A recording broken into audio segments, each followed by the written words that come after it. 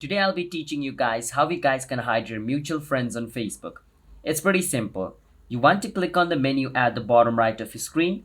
Once you're in menu, at the top you can see the little setting icon. Click on the setting icon, and once you're in the setting of Facebook, scroll a bit down until you see this option called how people find and contact you. Once you see it, click on it.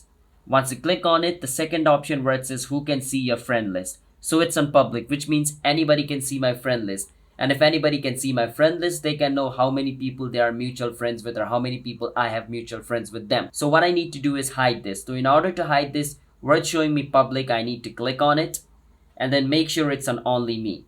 Once I keep my friends on only me, then only I will be able to see who my friends are, which means other people will not know who my other friends are, so they will not know any mutual friends, all right?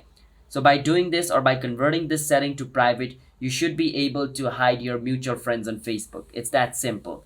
So if you guys found our video helpful, then hit the subscribe to our channel one to step for future Facebook related videos just like this. I'll see you guys in my next video. Until then, bye bye and have a nice day.